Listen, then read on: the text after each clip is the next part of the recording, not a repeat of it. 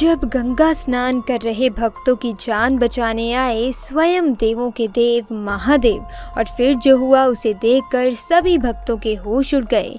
दोस्तों, महादेव का ये चमत्कार अनूप शहर के पास में बह रही गंगा नदी में हुआ, जहां पर एक गांव बसा हुआ है। यहाँ हर रोज गांववासी गंगा नदी में स्नान करने के लिए आते हैं, तो कुछ लोग गंगा नदी के पानी का आनंद लेने के लिए आते हैं।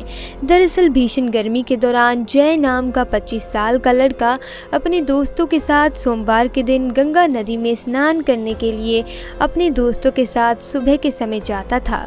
जय बचपन से ही महादेव का परम भक्त था और जब से उसने होश संभाला तभी से वो महादेव का व्रत रखता था।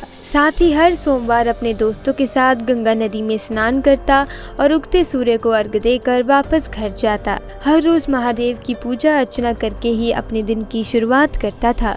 एक बार जय अपने दोस्तों के साथ गंगा नदी के किनारे सुबह करीब 4:30 बजे गया था। गर्मी का समय था तो नदी का पानी उसे अच्छा लगता था। जय नदी के अंदर ही अंदर डुबकी लगाकर तैरने लगा। अचानक से मौसम बिगड़ा और पानी में काफी ऊंची ऊंची लहरें उठने लगी। देखते उन लहरों के बीच जय फंस गया, जिसके चलते वे नदी के बीचों बीच पहुंच गया। वही जय के दोस्त जैसे तैसे लहरों के बीच से अपनी जान बचाकर नदी के तट पर पहुंच गए, लेकिन जय लहरों के बीच फंस गया। जय को डूबता देख उसके दोस्तों ने गोता अधिकारियों को और गांव वालों को जय के डूबने की सूचना दी, जिसके कारण नदी के तट पर लोगों की भीड़ लग गई।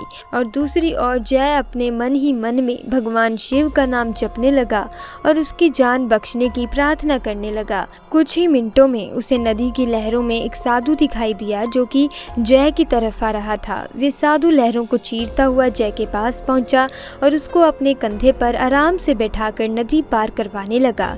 सबसे हैरानी की बात तो ये रही कि जब वे साधु जय के पास पहुंचा तब लहरें खुद ब खुद शांत हो गई और उस साधु ने उसे अपने कंधे पर बैठाकर नदी के किनारे ले आया।